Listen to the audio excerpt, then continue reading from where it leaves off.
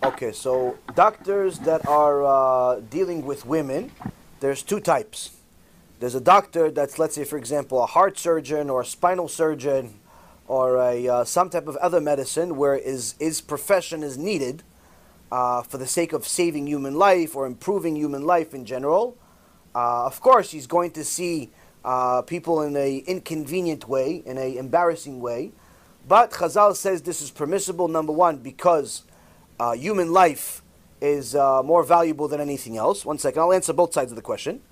And two, when he is busy with his occupation, he's not thinking about her figure or what it looks like and he's thinking about his profession. When he's cutting her open to do something, he's not thinking about, oh wow, this. He's not thinking like that. If he's not a normal person, he's not thinking that. Now, there are certain people that decide to go into a very, very profitable business, which is in the field of plastic surgery, where they deal with pretty much every immodest woman on the planet. That's their customer. Why? Because all of these women, they want to make themselves look even more immodest, more seductive, more this. They want to increase their this size and this and that. Because why? They want to walk in the street and they want the entire street to stop. They want the sky to stop, the birds to die just from looking at them. So they go with the plastic surgery, becomes an addiction. It really does actually become a psychological addiction, and many people actually end up ruining their life because of this stuff. Now the point is that the doctor that deals specifically with this is in a very, very serious problem. He's in a very serious problem in heaven. Why? Because his day-to-day profession is not conducive to anyone's life. Now sometimes a person needs to fix something because they have some type of deformity, they have some type of health issue, they have to fix their nose because they can't breathe, they have to fix their chest because perhaps it's uncomfortable, she had cancer and they had to remove her breast and she doesn't want to walk around like that, so she put something else. Yes, there are reasons for it, but the reality is those reasons are a minority of their business. So anyone that's going to be dealing with that field that specifically caters to the most immodest people on the planet has to go to one of Gdolei Ador and get a written letter of permission to say that he's allowed to do this.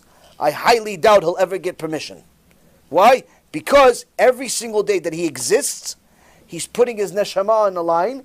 Because what do these women do? Most of the women that come to him, they're not 560 pounds and they're looking to become 60.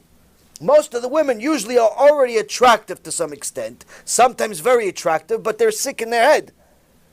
They're self-conscious. Sometimes the more beautiful they are, the more self-conscious that they are. So they come to the doctor every month to fix the nose, to fix the ears, to fix the chin, to fix the eyes, to fix the this. Everything they want fixed. They want to become something else completely. If you could simply just, change their mirror and put a picture of somebody else on it, they'd be happy. Now, the problem is, those people, what do? First thing they do, they take off their clothes. So he has to see naked women all day. Hashem Yachem. How is a person not going to have ilulim, all types of filthy thoughts in his head, if all day he sees this filth? And don't tell me he gets used to it. No guy gets used to stuff like that. Guys don't think like girls. Second thing, he's also going to have a distorted image of what women are supposed to be like. His marriage is going to be Gehenom itself. Why? He's going to compare his wife constantly to his patients. Women and men, they don't look 20 years old forever. I don't know if you guys noticed. If you look at some of the pictures from my movie, I didn't always look like this. I promise you. I looked a little bit better. But, you deteriorate over time. Instead of growing taller, you grow wider. All types of fun things. Now, the reality is, if all day he sees 25-year-olds that already look good and are looking better because all of the filthy people that work in these clubs and so on, that's the customer base. Work in the movies, that's the customer base. And now he goes to his wife, and instead of his 25-year-old wife that he married, he sees Saba Geppetto 45 years later. What do you think? He's going to be happy with this? He's going to increase the divorce rate.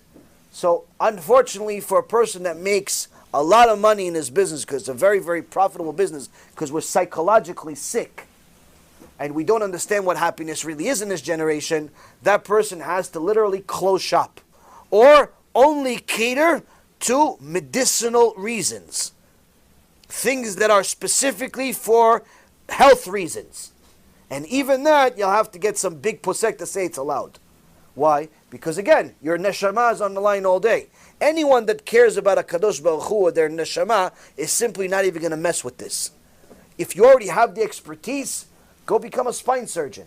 Go become a surgeon for knees, for brains, for something else. You already have the expertise. It's not that much different. Go do something else. Anyone that goes into that profession, already you see that their mind is in a filthy place to begin with. And that's a problem. He can call himself religious, he can call himself Pikachu, he can call himself Spider-Man, whatever he wants to call himself. Reality is, he is in danger every second that he's alive. And he's living on borrowed time. Why? Because he's watching filth all day. All day. He becomes numb to it. It's a very, very sick profession that caters to even sicker people. So, unfortunately, to my knowledge, there's no permission whatsoever to do such a thing. But of course, his local rabbi and his local keilah is going to call him a tzaddik because why? Usually when you're in that profession, your income is 7 figures. So you're making $1 million, $2 million, $3 million a year. Usually you like to donate because you want credit from people. So he donates $100,000 a year, $200,000 a year, $300,000 a year, $1 million a year. Guess what the rabbi is going to say? What a tzaddik this guy is. This guy is the gvir of the keilah. This guy, the whole keilah wouldn't stand without him. Which is kfirah, by the way. But he's going to think he's a tzaddik. Why? Because people love his money. They don't care about his olam haba. And they end up going to Gehinom also. Why? Because they didn't rebuke him to get out of that filthy profession.